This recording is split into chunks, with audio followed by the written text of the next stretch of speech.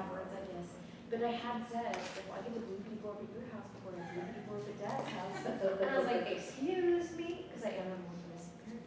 It's like, oh, Dad said I have to pay rent before I'm allowed to swear in front of him. And he said I have to be driving. And I was like, fair. I did say once you start driving, you can. Sweet. It's amazing. I didn't know that you were allowed. But he said, books. And I said, could you please, because they did say, pull out the childhood contract and show me where it says in your handbook that you're allowed to leave New York in front of your mom. It's like, that was one of those additional rules of the government. So he's like, let me see. And so he pulls out his like invisible childhood handbook and tells me things that he's like, I need to start auditioning to be a teenager right now. Which is like, he's lying. Yeah, that was very adorable. But I mean, I also know talking to his dad's like, yeah, he does not act that way at my house. And I was like, because I invited him. Yeah, he does. He mentions it. Just see if I can get it just loose enough so you can rotate it. Yeah. 10:15, and I was like, oh, shoot, where am I supposed to be? I wasn't supposed to be anywhere, but I was planning. So good. Yeah, no, it was nice. I got the kid on the bus and drove out here and did the class and played with some metaphor dice and came to a great romantic history. Yeah, that's my man.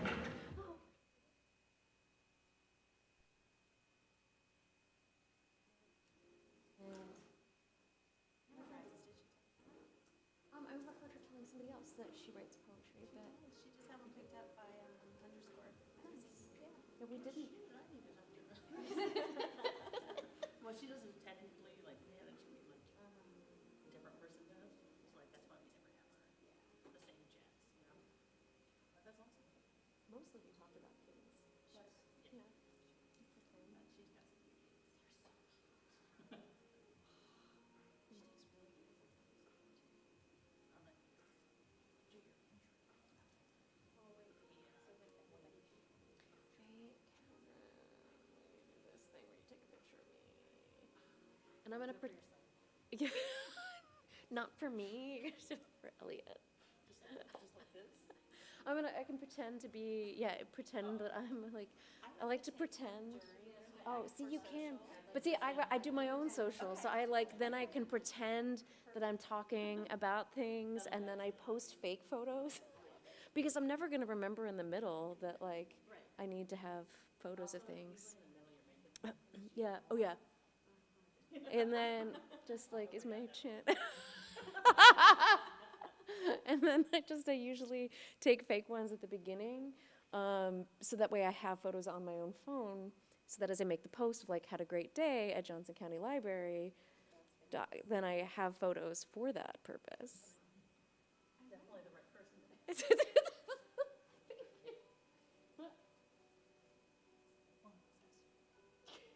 I mean, I'm in it. Wait, start. Where's the first one? Wait. You're welcome. There's photographic evidence of that face.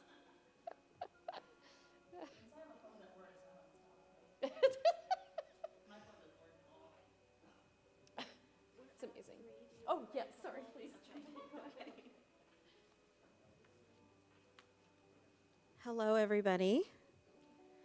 We're going to go ahead and get started. My name is Lisa. I am the social media person here at Johnson County Library and also one of the planners of the Writers' Conference. I want to, just for a quick second, we're looking for people to talk to us for social media about the conference. If you're comfortable doing that, and come find me at some point. I'm here all the time. And I have the distinct pleasure of introducing Traci Brimhall. Traci Brimhall's newest book, Love Prodigal, is forthcoming from Copper Canyon in 2024. She is also the author of Come the Slumberless from the Land of Nod, published by Copper Canyon, Sodad, published by Copper Canyon, Our Lady of the Ruins, published by W.W. Norton and winner of the Barnard Women's Poets Prize, and Rookery, published by Southern Illinois University Press and winner of the Crab Orchard Series in Poetry First Book Award. Her poems have appeared in The New Yorker, Poetry, The Believer, The New Republic, Orion, New York Times Magazine, and Best American Poetry. She's received fellowships from the Wisconsin Institute for Creative Writing, the National Endowment for the Arts, and the National Park Service. Traci lives in Manhattan, Kansas, and serves as the current Poet Laureate of Kansas. Welcome, Traci.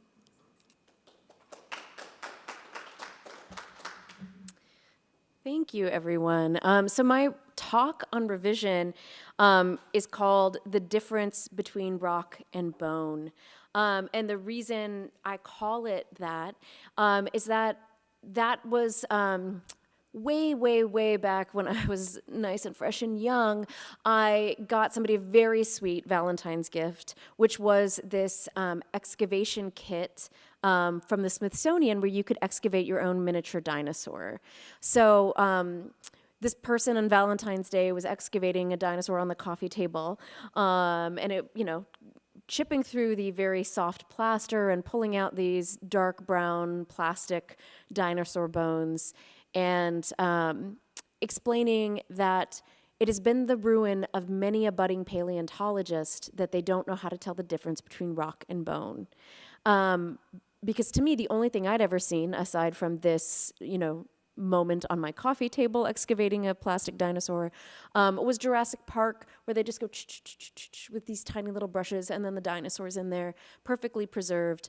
But apparently, one has to develop the instinct for the difference between rock and bone. And I actually did get to ask a paleontologist this, and they were like, yeah, it's not purely science. You have to have good instincts about where to find the bones and how to tell the difference between the rock and the bone. So before it's preserved and you see that specimen in a museum, it's really hard to tell the difference. And later that night, as I was going to work on a poem, this person asked, I was going to edit a poem, and they said, well, how do you know what should go and what should stay? And I said, it's the difference between rock and bone. I think a lot of times it's really hard to tell the difference between what lines are keepers and which ones you should cut. But I think it's about developing that intuition for what should go and what should stay. So I do want to say that everybody has early drafts. I'm a big fan of zero drafting rather than first drafting, so I don't even call it a draft of a poem yet. But many people might be familiar with the final draft of Elizabeth Bishop's One Art, which is a very, very famous, one of the most famous villanelles other than Dylan Thomas's villanelle. But you can also see her early draft, and y'all, it's bad. It's just straight up bad. She might be a genius, but she's a genius because she knows how long and hard to work at something, and how to make good choices on revision. Because in the original, it starts with the gift, how to lose things, the gift of losing things. We have 2 titles because she still doesn't know. This is by way of introduction. I really want to introduce myself. I am such a fantastically good at losing things. I think everyone should profit from my experiences. I mean, that's bad. There's nothing good in there yet. And she does stumble on as she continues to write a third house, one peninsula, and one island, some things that will show up in spirit in the final draft, but she has to get all of that stuff out. I often talk about, too, my first mile is not my best time. So if you run any sort of distance, for me, it's about getting your body into that rhythm. Or when you start to bike, you have those first few pushes on the pedals before you really get the gears going and are in, smooth running of things. So just to point out that it's not, if poems are coming out whole and beautifully, congratulations. But even geniuses like Elizabeth Bishop, or this is Randall Jarrell's title poem from Woman at the Washington Zoo, which was his Pulitzer Prize-winning book. And these aren't even all of the drafts. But clearly, it gets messy, and people are working stuff out. And thank goodness for writing in a different era, leaving a really sure record of how many messy revisions people went through, because now we just edit on a Word document and don't leave any traces of all of our past choices. But it's messy. It's a messy process. And sometimes you can make things worse and not necessarily better. I used to think all revision was like rock tumbling, and that you definitely made it smoother and more polished, but I have learned, having a child, that you can over-polish a rock too. So This is also my image of a dinosaur bone, and you can see it's looks almost similar to even the dusty rock around it. Similar colors because it's absorbed all the minerals from the rocks around it, and it actually visually can be kind of tricky to tell the difference.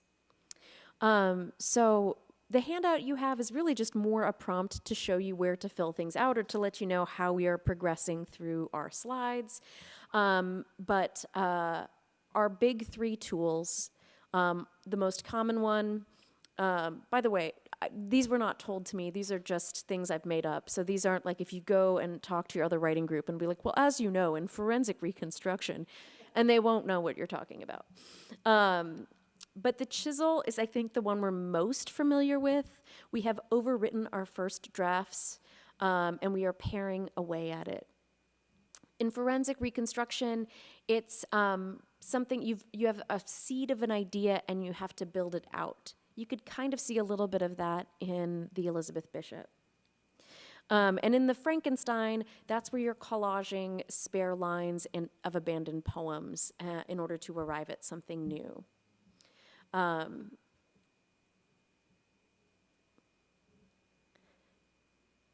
Also, I just want to say the chisel, I think we use this most often now because we do have so many writing materials and writing implements. They're giving out free journals out there, multiple choices of pens as you arrive, and we have word processors on our digital screens and can write and erase, and it's no big deal.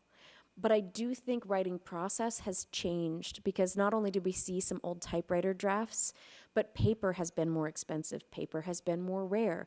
Literacy has been lower.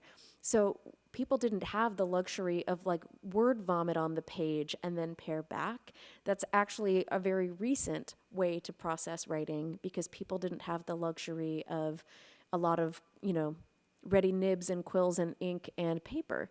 So in human history, our way of writing now is relatively recent, but that is the way I see many, many people working these days, is in this overwritten first draft where you have the freedom because of our devices and our wealth of paper and pens to overwrite, to just put everything down on paper and then sort through it afterwards and decide what should go and what should stay.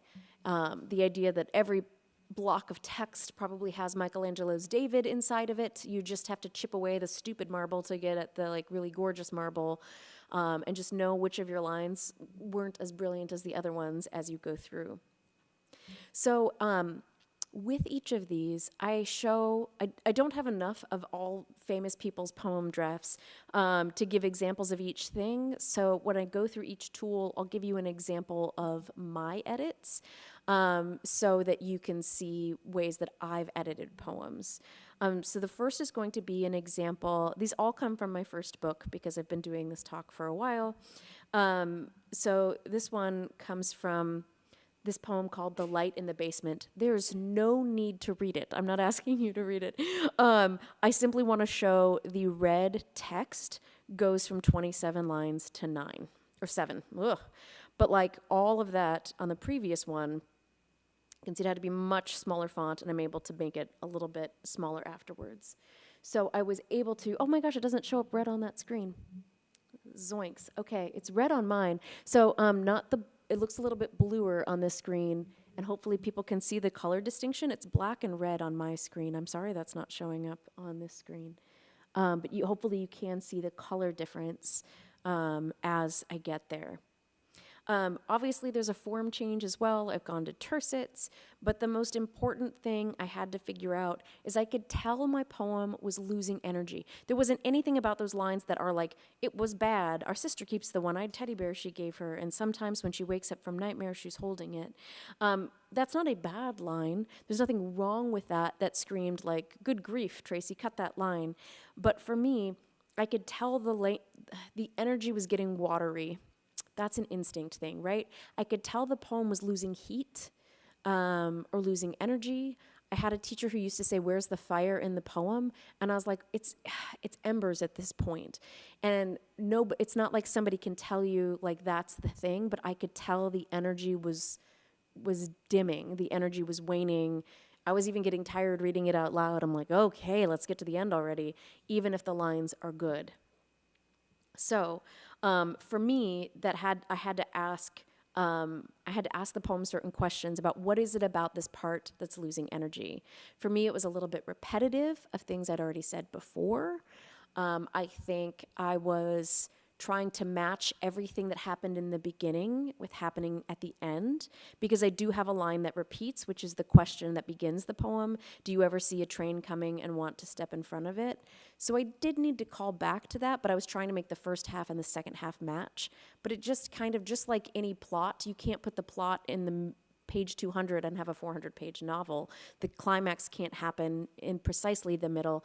You kind of have to end right after you have your climactic moment. The same is kind of true in a narrative poem. And so I kind of needed to get to the ending faster. I needed to not make it matchy-matchy with 50-50, and I kind of just had the instinct that I'm losing energy, what needs to go and what needs to stay. So here are just some possible chisel questions. One of them is for tiny things. Trimming back unnecessary adverbs, adjectives, and articles. I love to dress up my poems. Every noun has an adjective, sometimes a couple. I like all of the accessories on my nouns. They gotta look good, they're going out. And so that is one of the things I always have to check because it's one of my bad habits. Sometimes I'm a watery article person. I put thes and us in front of every single thing. And that doesn't, sometimes you need them, but that's usually one of the ones I take out. If I feel like my poem is largely there, but I want to wring out the lines and make it tighter, I used to say putting a line on a diet, but I think diet culture is bad. And so now I say that I'm going to take my UFO over my field of word cows and suck up some extra cows. However you want to look at it, and whatever metaphor feels good to you, I just look maybe a line at a time or a stanza at a time. I'm like, where's my watery word? Where is the article, the adjective, the adverb that's just unnecessary? That doesn't mean it's a bad word. That doesn't mean it couldn't stay there. And sometimes when I read poems out loud, I find myself slipping some articles back in. But I think those are often words that if you want to tighten your language, looking for adjectives, adverbs, and articles it's like the AAA of tightening language. And then again, that thing about does the poem go astray or repeat itself? Some elements of repetition, like refrains in poems, like those deliberate repetitions in villanelles, are so necessary to the energy of the poem and the structure of the poem. Use of things like anaphora, which is when poems use that beginning word or phrase to build energy, are important. But sometimes we're like, yes, I know, get on with it. Sometimes it's just like a repetition that isn't serving the poem. I never had a chance to hang out with Hemingway, so I don't know if this story is true, because I have never bothered to fact check it because I like it. So I don't fact check things I like, I just keep repeating them. Supposedly, Hemingway is so known for that tight, terse prose. That man's never had an adjective. He's never put on a bracelet to go out. He does not know the beauty of decorating words. But supposedly, he would take his first draft and turn it over and not look at it as he wrote the next one. If you are way too attached to the way a first idea came out, this is a great way to get past that first inspiration. If you're like, no, but I had this going on. So if you still want to write the poem, but you're too attached to its first draft, flip it over. The good lines will stay with you, so says Hemingway. The good language, the key things, and then you just try that poem again without looking at the first draft. Ideally, according to the myth of that version of writing, the weaker stuff will fall away. And you can just write a tighter version of the poem because you're not attached to the way it first came out of you. No, he was not saddled with that. And then finally, the phrase I've often heard this called is an on-ramp. Sometimes we're given a prompt in a writing workshop or from a book or just somebody says, you should write that poem. And the way things start is not where the poem goes. The more interesting thing happens later. But just sort of like starting fiction in medias res, or in this on-ramp metaphor, you want to start the poem at 70 miles an hour, not like turn, back out of your driveway, turn left at the, corner, pick up speed, and then you're going 70. But like, how can you get rid of some of those early lines where you're setting stuff up? Sometimes I see people do things in poems that are very much like establishing shots. If it was a movie, we're trying to make sure we know it was 1972 and a cornfield in this county, like maybe that's the title. Or like other ways in which how much of that do we need to know to enter the ideas, to enter the images, to enter the thick of the poem. So those are ways in which, if you know you've overwritten, what are the ways to go? One of my favorite ways to workshop, my home workshop has no customary classroom rules. We just cold read everything and we say what we want, the type of feedback we want. My most common request is tell me one line you would fight to keep and one line you wouldn't miss. It's just tell me where the heat is and tell me what didn't catch you. And then after hearing a handful of people, I'm like, okay, I can see where the heart of the poem is and I can see what could maybe go. So that's not to shake up any writing groups out there. But that's how we work at my home workshop, is we always say what it is we think we need, because we know ourselves as writers well enough at this point that we know we have good instincts about ourselves. And if we've been workshopping with people for a while, they might know our work and have a good sense of what it is we might be trying to accomplish. So I think it's nice to ask for what you need. So in forensic reconstruction, as you can kind of see in that image, people can come across skulls and apparently know even hair color and eyebrow thickness. I don't know how, because that is not what I do. But maybe, supposedly, possibly, I know how to do that in a poem. But this is when something comes out of you and you're like, there's something in that idea. But it doesn't quite have a heartbeat yet. It doesn't fully have a fleshed out poem self yet, but you're like, there's something about this that needs to be worked on, where you have that seed of the idea, or that itch in your brain, like a grain of sand in an oyster that you just have to keep rubbing on until you get to that pearl state, where you're like, I don't have the poem yet, but I have the seed of an idea. So in my example of that, are you getting my colors? Okay, you can kind of see my colors on this one better. There is like a seafoam green in the middle that we seduce with our voices and wet our hands. But I've chosen the Roy G. Biv color scheme so that when you see the next draft, you can see the original order of red, orange, yellow, seafoam green, darker green, blue, turquoisey, purple.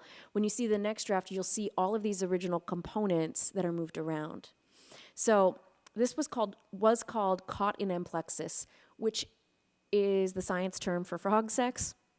After I graduated college, I went to Australia and helped catch and tag endangered frogs. And this was such a difficult experience for me because I didn't like that I would fake mating calls to get the frogs to expose themselves, and then I'd capture them and kill them. Some of them are re-released, but they're indicator species, and when they were touching, they were spreading disease to each other. So they were going to die anyway because they were killing each other on accident. So froggy STIs going on. And this was a fascinating experience, just as an experience, and I knew I wanted to write about it. And I kept sending this poem out, and people would be like, this one was really interesting, but not quite there. And I kept getting that kind of feedback. And I was like, I know, but I don't know what to do.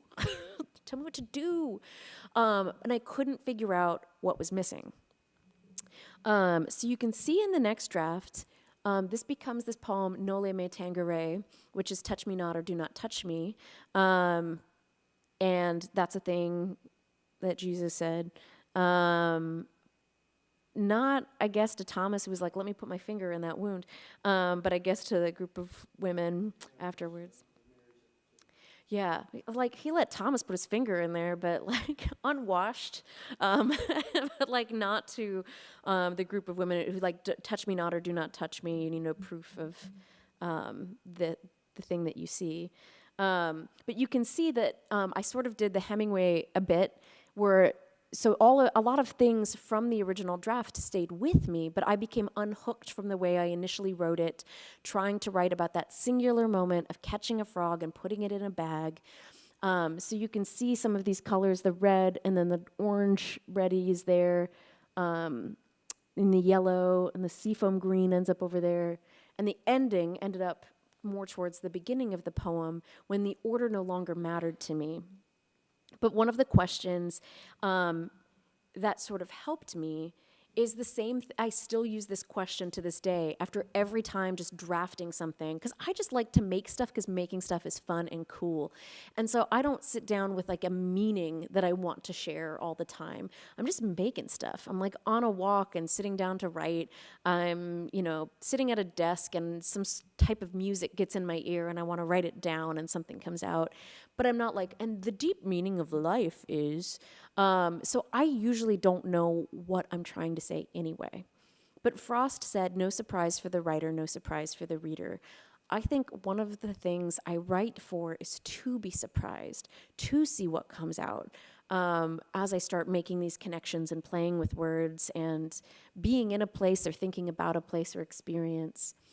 And so I still and always ask, what I mean to say is, I kind of think that a zero draft, writing that first draft, all that means to me is that I got some words out of the urgent make stuff ambulance and onto an ER table.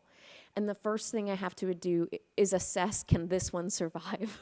And this is my question for, can this one make it? Does this one have a chance? I'm looking for the pulse, I'm assessing the damage, and I write what I mean to say is. And that doesn't mean that the next thing I write is brilliant or beautiful or anything. I kind of keep writing until I get closer to it. And also, this is a thing I do in my writing workshops at my house, is I just want to hear people's questions. And I'm like, yeah, I guess that isn't quite it. I guess maybe I was thinking about this, or maybe this was, and I'm trying to work out the identity of the word emergency on my table, and trying to figure out who or what it is that I'm saving here. And then I usually know, often that guides my revisions, because what's the point of like revising something that says nothing to me? It's like giving a Botox injection to a corpse. I don't know why like anybody would do that. That's not helping anyone. But so first I need to make sure it's got something alive, and that guides a lot of revision choices. It also usually gets filled back in the poem. So a lot of times, once I know what it's about, that gets tucked back into the poem because the poem hadn't said that yet. I noticed too, when I talk to people about why did they write the poem that they wrote, sometimes what they say is way more interesting than anything that showed up in the poem. And so figuring out that thing about, their mother always singing as she chopped, meat. I'm like, okay, that's a weird combination. And like, why isn't that in there? There's usually something in what they say that's cool and likely makes the poem more interesting. But then that kind of guides later things, and that adds language. So in the case of this poem, I realized what was interesting to me, or what was problematic, is the fact that like, desire is so tricky, and everything alive urgently wants to be alive and wants more of itself. Everything propagates itself somehow. And so then I get like the whole new ending of the poem is, we returned to our tent, we take off our clothes. This is not what we expected. We believed in gristle, tendon, and bone, pathogen and host, but we are minor kingdoms of salt and heat. So this idea that like, desire and its problems, and how we just keep touching each other even though we know it could harm us. We keep falling in love even though it's probably going to be heartbreak. I keep swiping on Tinder no matter what. That we kind of can't seem to help ourselves. And so it became this poem about touch and desire and the dangers of that, rather than like, hey, cool, look, I caught endangered frogs. So it just had more to say, like the meaning, like the thing that was complicated for me being a frog seductress, was part of the poem, and it wasn't before. So the other ideas and things that were happening weren't showing up in the poem. I didn't actually make out with any scientists on this trip, but for the poems are technically labeled fiction. You're allowed to make stuff up in poems if you'd like. So if you want to make out with an Australian scientist, you too can make that happen in your fictional poems. But just then it had like this nice mirroring of stuff that was happening, and I think brought more meaning to the poem. The other thing I did, there's that Billy Collins poem about tie the poem to the chair and interrogate it and get it to like torture its meaning out. So I did kind of that. I was like, okay, let's do this thing. I don't do this to other people's poems. I think interrogating poems is mean, but I'm fine interrogating my own. So I did ask myself, like, what else am I failing to see? One of my teachers was also like big on leave the room of the poem when you write the poem. Now I do try and physically move around, but also what else did you hear? What happened earlier that morning? If you're writing a very confessional thing, distract yourself for a second and come back. So I did think about what else happened. I fed a kookaburra chicken. What else are the things? So the kookaburra appears, not the chicken. And, you know, one of the scientists was like a guitar person, and we'd have bonfires and they'd play the guitar. And I'm like, great, that's a cool detail. I learned about the strangler fig. And so like other trees, flora, fauna, sounds, smells. I just gave it a little, sort of like in one of those messier drafts of the Randall Jarrell, in one spot it just says color and it's circled with asterisks. But trying to think about what are the other details that could show up. So that doesn't mean that like I just insert the adjective for the color. It means I sort of made the Pinterest idea map of like this stuff, this stuff, this stuff, this stuff. And then the Hemingway and the other, what I mean to say is, and had all of this additional ideas and text and language and just expanded the poem out so it had a chance to say something. Another strategy that is not good at polishing the rock of the poem, at feeling like you are just putting it through the tumbler and it immediately gets better. But if you want to know the other secrets your poem might have, you make a club sandwich. So it can be that you do stanza, stanza, stanza, and then you do fill-in stanzas, or make it double-spaced and write the lines that belong in between. That doesn't give you a twice-length poem, or if it did, it probably, something's going wrong. But it's maybe giving you another line or two where you're like, oh my gosh, that's interesting, or I didn't expect that to come out, or that's an interesting little side moment. But it's one of those things where you can learn more about the secrets your poem might be keeping by trying to double it. I did hear somebody say in a fiction workshop that revision is you half the length of your first draft of your novel, and then you add 50% back in.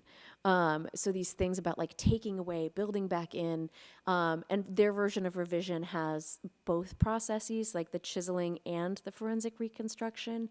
And I think poems all have, maybe you're just like 100% chisel 100% of the time, but a lot of times there's a combination. You know, I mentioned the Hemingway in the last part, and I used that in this one, but I had to add a lot to it in order to Hemingway. To get myself unhooked from the way the first draft come out and keep building. So finally, this is probably my favorite way to write, and it's the Frankenstein.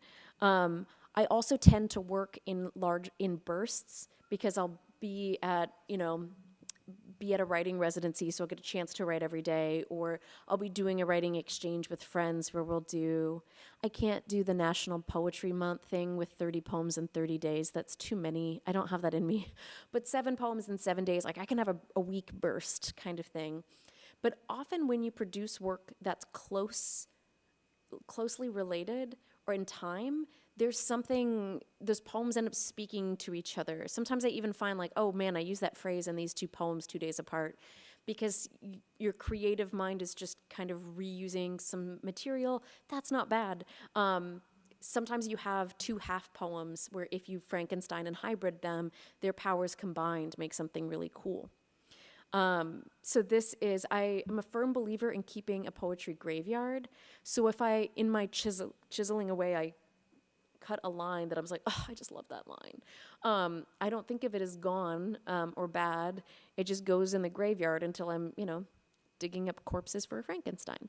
So then I'll collect those and look. Again, I'm not asking you to look at my drafts. Here we go. We can see some red. And it's green on my screen, but it's a weird shade there. Hopefully in our final version. Oh, okay. And we do get the red and green. So these poems, I'm not saying they're bad, but there just wasn't the thing. They arrived on the emergency, ambulance, and I was like, looking to let this one pass. It's not interesting enough. Where it just didn't have something. But obviously I didn't think it sucked because I kept the lines. I still used it. But they were both about infidelity, and they were both had birds in them, and they were both written in the third person. And so this is, in my first book, Rookery, there's these definition poems that sort of separate each section, and they're each a definition of the word rookery. So those lines kind of got woven into this lyric definition, and all the poems in this section are about first love and heartbreak and infidelity. And so I think the combination did something for me that the poems on their own didn't. There was something about the way their best lines spoke to each other. Those that were in my workshop earlier know I talk a lot about tension and oppositions. And so there's something where it's closely enough related that it doesn't feel completely random, but there's obviously some sort of friction or tension happening with these two next to each other. That's just doing something differently. So there was the dead bird sort of as an omen, but then we also have this weird smoking house, and then just combining them made something cooler than I thought that they personally, instinctually, that I thought they were on their own. So if you are into Frankensteining, if you print your poems out, cut them up and move them around, especially if you've got multiple poems that you wrote at a similar time.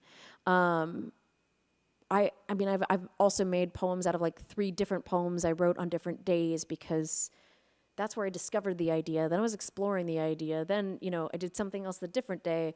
And then I just was the best of those lines, trying to make something happen with them together. I also just think it is fun and tactile and bringing back kindergarten in this way, where you print out your poems and you move them around. It's similar to that Hemingway thing of not being attached to the way it first came out. But also I'm a person who really enjoys weaving different things together. And I think I've trained my brain to be even more associative. But if you have a brain that is linear and logical and you just can't help it, this kind of thing can help you bring in more weaving and more leaping and more associative movements in a poem rather than being so strictly tied to linearity or narrative, if that's a value you have or something you want. So again, because we no longer have the typewriter thing and then this stack of our old drafts, I try and keep a document on the computer that I call the graveyard or the boneyard, where I will dump my bad poems. My poems that just arrive kind of, bleeding out. I'm you've got some nice eyebrows, but we don't have a place for you here.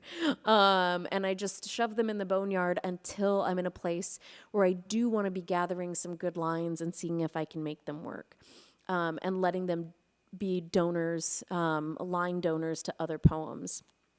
So you never have to feel like you're murdering your darlings.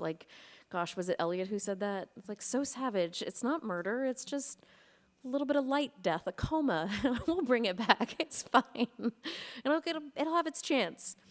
So sometimes, I think it might say it on the next one, I call it sourdough, where if you have a line that's not working or a stanza, you can just take that chunk off and just use it to start the next poem. Just feed that into its next self, that you don't have to feel like it's over. And so I think this is a really fun way to work. But if it isn't delightful to you, then I guess that's different. I love the surgery stuff. I love getting in there, stopping the bleeding, putting them in ICU, get them recovered, walking again, give them a nice nose job and some Botox, and then they're out the door. But like looking for ways to, I enjoy this play. For me, the writing part is just like what I have to do so I can get to revision. I really enjoy these processes. I have a really good time playing with poems, considering their possibilities. I feel like every workshop is about good questions and possible futures and possibilities. It's not about how to fix your broken poem. It's about how to play, how to explore, how to better understand what came out of you.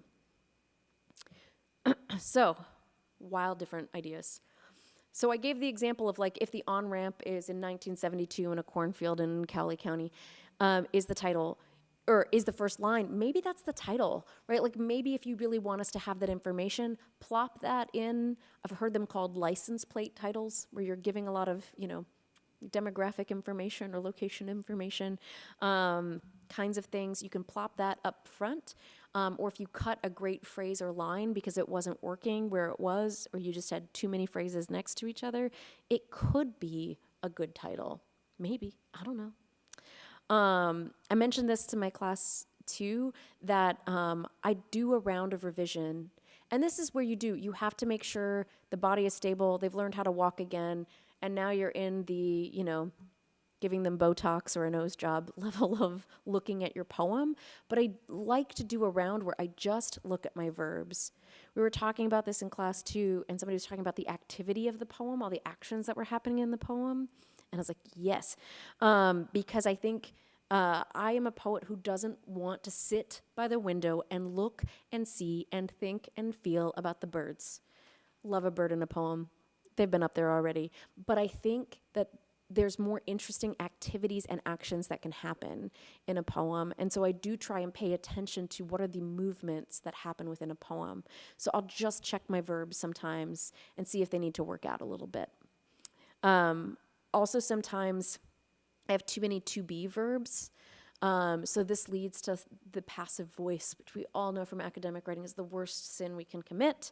But also sometimes it ends up with your too many gerunds. And gerunds are those ing versions of verbs. And if you get too many, it's like you have tinnitus. It's like the running and jumping and singing. And some people are like, no, it sounds like ringing. To me, it sounds like tinnitus. It's just the same buzzy sound over and over again. So the verb stuff can help me check for to be verbs. If it's too much looking and thinking, deep, wise poet thoughts. And the gerund stuff can also help. And it doesn't mean gerunds are bad. Everything is Burning is a cool title. It's cooler than Everything Burns, in my opinion. So it doesn't mean that to be verbs or gerund forms of verbs are bad. It's just another assessment tool, like getting your blood pressure, your pulse. I'm going to stick with my medical metaphors today. Of like seeing if what you have and understanding. It also doesn't mean you can't look and think and know, but sometimes I like to pay attention, like, why do I keep going to this type of verb or this type of action in a poem? And it just makes you more aware of your choices. Doesn't mean you even have to change your choices, but I think being aware of our choices and maybe why we go to those choices is important. The hermit crab is more a phrase I've heard in nonfiction about essays, but I think it also is what we saw with Elizabeth Bishop. Her first draft was not a villanelle. She didn't make a list of rhymes on the side of what she could do to make a villanelle. She didn't have a prompt for a villanelle. But she tried a form, and that form better revealed something new. And so I think about this, I often try a different form. If it was tercets, I'll try couplets. If it was all a single stanza, I will try some stanzaic form just to see. So if you try either a different line length or stanza length, or a formally form like a villanelle or a sonnet, sometimes you can see some other potential in your poem. And I think a draft should teach you about possibilities, not necessarily be like polishing and improving, but like what other possibility, what other play are you committed to? I also mentioned in class earlier, for those who were there, I was like, come on, let's do some future tense, because it's the most underutilized time. I think the most common way I change tenses is just changing the past to the present, and just making that feel more active and urgent because it exists in the present tense. The other and the final one here on my list of fun options, I don't know, fun, I enjoy it. I call it playing the record backwards. Nobody has to have the same aesthetic values I do in poetry, but one of my favorite things to do is to read the poem backward line by line. So here we get, and nerve yielding to a silent, lonely union. Green hearts and violent beginnings, engines of cell. We trace each other's scars, proof of our small. I like for a line to be a unit of music. Not everybody does, not everybody cares. Some people care more about the tension of the line break or these other types of things, but I think you hear the line break better when you read it backwards. If you read it in order, you kind of get trapped in your own narrative of the poem, the flow of it, if you were, but reading backwards kind of helps you hear just the line. So if you really want to hear how your lines are breaking, or you really want to hear what the line does on its own, I think reading up backwards helps you hear what just a line is doing. And I value that. Not everybody has to care, but it's just a thing I like.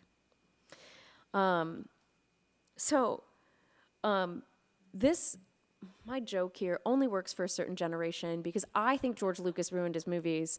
Younger generations are just like really into it. But I think he over-edited his movies. He should not have been allowed back in there to make Han Solo, be shot at first or step on Jabba's tail. Like, what were studios thinking, letting that man edit again? Because you can over-edit, just like you can over-polish a rock. You can make it worse. And so that's really awful. Like, what if I try and go in and edit and I ruin it? But we don't, and foolishly, we don't have typewriters anymore where we're saving our drafts. I fully recommend having folders of your poems, and inside the folder is draft 1, draft 2, draft 3, draft 4. Save your drafts. So if you are, club sandwiching, you're not improving it entirely. So if you're doing certain types of activities, you're just playing around with them and seeing what will happen. But it also means if you over-edit, if you get too enthusiastic with the chisel, Michelangelo can't put, David's pecs back on if you chop them off. But we aren't ruining, a fine T-Rex specimen with our edits. We can just go back to let's go back to T-Rex poem number 6, and it's totally fine. It's saved in there. You don't have to worry about that being bad. I think, so I kind of mentioned number 3, but the middle one, I feel like the line of wilderness. I heard Carl Phillips say every poem should have a line of wilderness, and I think he was quoting Frost, but I don't know the original quote. But I fully endorse the idea that there's some line that your writing workshop is going to argue with the most and be like, well, I just don't know what that means. Who cares, son? Like, why do you have to understand everything? Who in this life understands everything? And the best and coolest and most animating parts, in my opinion, are the lines of wilderness, are the mysterious things that come out of us that we didn't see coming, are the things that, I don't know what that means, but I feel like I believe it. So things that are contradictory or paradoxical or confusing are often the things that animate the poem most. Gosh, I am going to grab my journal for the exact quote. 1 second.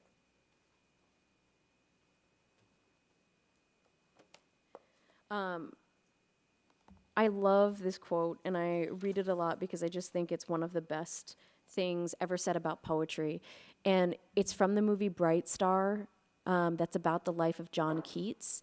I have looked for it in his letters, and I can't find it in a letter or journal of John Keats. I think it's just script writers for the movie, but they were really good script writers. So I'm say John Keats from Bright Star / the screenwriters, but it says, I still don't know how to work out a poem. A poem needs understanding through the senses. The point of diving into a lake is not to immediately swim to the shore, but to be in the lake, to luxuriate in the sensation of waters. You don't work the lake out. It is an experience beyond thought. Poetry soothes and emboldens the soul to accept the mystery. So good. Good job, scriptwriters. But I think that too. So if you have a workshop that is like, I don't understand that line, don't listen to them.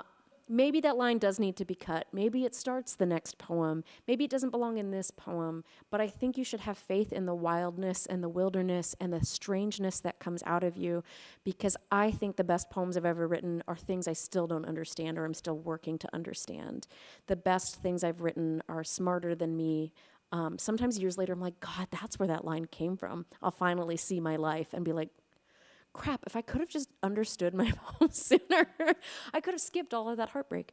So sometimes, like your poems can be wise in ways you can't see yet, and who cares if you fully understand it? I do think the line of wilderness is often the soul of a poem, and I also think the soul once wasn't medically debated. Is the soul the anima? Is that the old version, the old name for the soul? But usually you used to say soul and it was the same thing as the body. You have a weird, mysterious pulse in your language, and you should trust it and you should leave it there, because it's often the coolest thing that comes out in a poem. It might be the thing that your writing group is like, I don't get it. Who cares if you get it? That's not even the point of poetry anyway. Getting it is not the point. It's to soothe and embolden your soul to accept the mystery, and you cannot be emboldened and soothed in those mysteries if you understand every single line. Let yourself be a little bit weird. Let the poems be a little bit mysterious. I don't think it's more beautiful if somebody can be like, well, this moth is clearly desire. That's not good. I think the meanest thing anybody ever did to poetry is say that Robert Frost turned left in the woods, and you need to know that and write a 5-paragraph essay on that. And that's the only acceptable way to read a poem, is to see it as a puzzle box that you must be smart enough to mess around and figure out and write essays about. Also, I feel like the real F word is the word fail. Nobody likes to fail. Everybody thinks it's the worst thing that could happen to them. But it really is a thing that we do 1,000 times a day. You don't get the recipe quite right. You forget about the thing on your to-do list. You didn't respond to the email you said you were going to. You didn't fully stop at that stop sign. Like there are things, the days are full of little failures, and it's no big deal. And a lot of our failures are our best teachers. The poems that come out whole, sometimes you do just stand with your golf club in the lightning field and get lucky, and it's nice. But other times it does take lots of revisions and lots of decisions to get there. You can see a bit in that image the bones that are clearly there, but also all of the intuitive work it takes to get there. And even then, it's still kind of stuck in there, and you could possibly make a mistake. But Samuel Beckett said, ever tried, ever failed, no matter, try again, fail better. Is anybody a photosensitive viewer? Does anybody have photosensitive epilepsy, or I have a GIF on the next screen that flashes. It's X-rays of art. And one of the things that I think is so important and useful to know about art is how easy it is to spot a forgery, because it's always my GIFs aren't GIFing. Oh, okay, they are up there. They just aren't here. So you could see, like, underneath where things have been moved. You can see the pillars moved. You can see that's obviously not a unicorn. And you can see this canvas was just completely reused. Picasso initially had something completely different on that screen. But in a masterpiece, there's 100 choices underneath the final draft. You can always see what happened underneath. Masterpieces are not made because, like, I have inspiration, blah, and, like, immediately everything comes out perfectly. Masterpieces are made out of tons of choices, color changes, hidden things, moved pillars, changed facial expressions. And in art forgeries, one of the easiest, quick ways is just scan it. If the first draft is the final one, it's probably fake. And so thinking about your own poems, if you want to write masterpieces, just know it takes 100 choices. And that's okay. That can even be fun if you want it to be. But just to know that art is made out of choices. Our life is made out of choices. Things don't come out perfectly.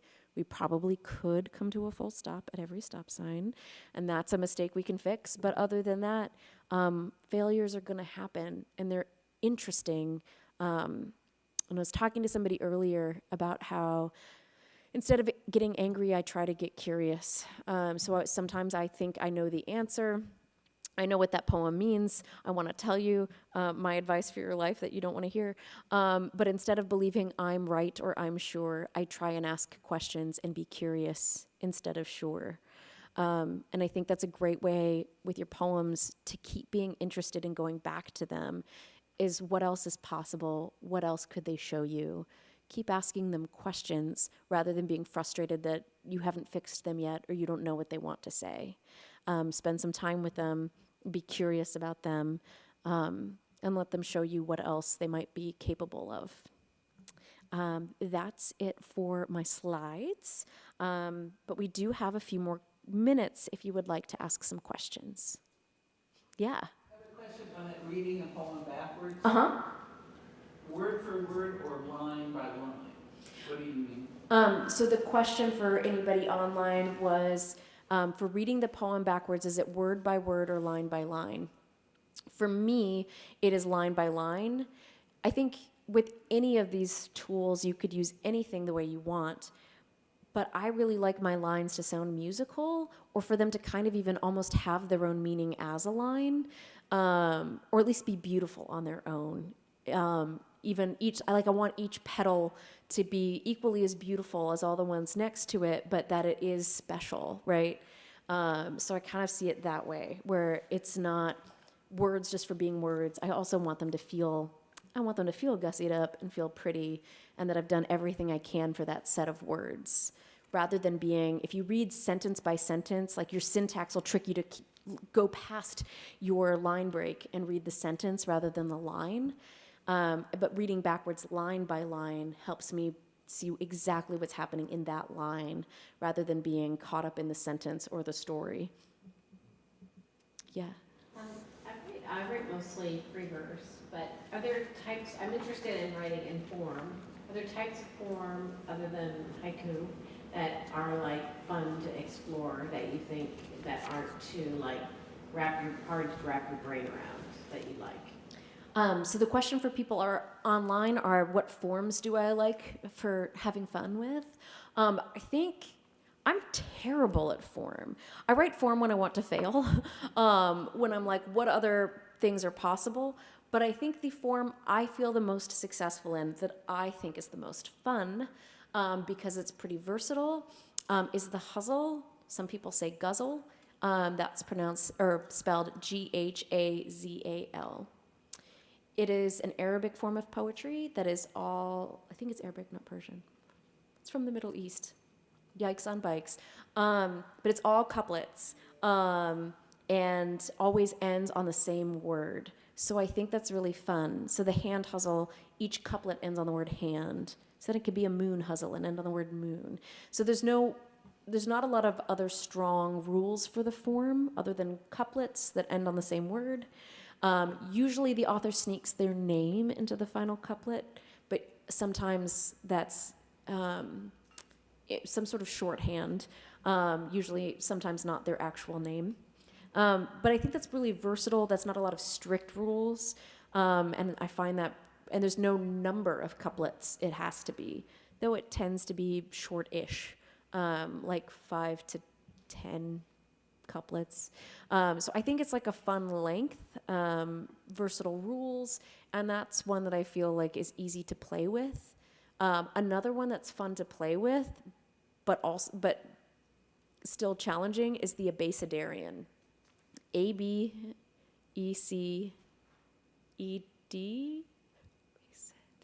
Arian.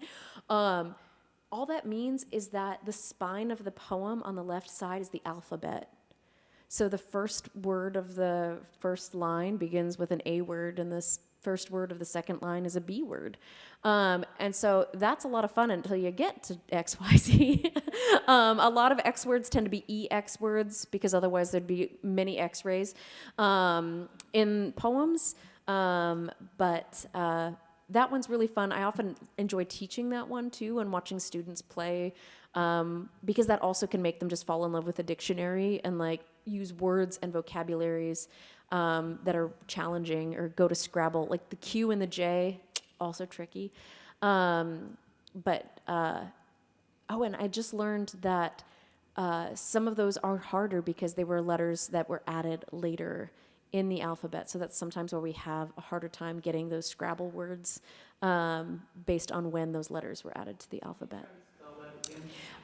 Yes. A, B, E, C, E, D, A, R, I, A, N.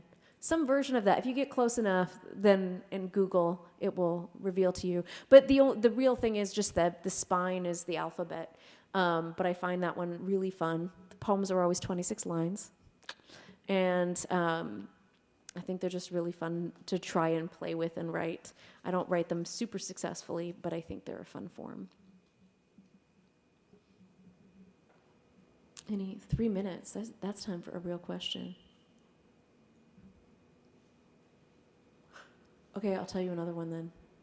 Okay, the other thing I often do, one of my quick scans, is read your poem, circle 3 spots where the language came out expected, or you're like, the bright sun, I know, the happy day, like, where I know. Where are 3 spots where you've used that phrase before, or you've heard that phrase 1,000 times? Pick one of the words and choose the opposite word. What is the opposite of the bright day? The bright midnight? Like, what? What is that? We're talking full moons? I don't even know what that means. The darkness kind of glows. I don't know. Or, I can't remember whether the bitter coffee, like, of course, coffee is always bitter. So what is the thing that's more surprising? The oversteeped tea. So it's like the bitter tea, oversteeped and, resistant to honey, or I don't know. Just find the thing you've already said before, pick one word, find its opposite. And all of a sudden you've got like sparks happening in language. I talk about the tension thing a lot when I do workshop.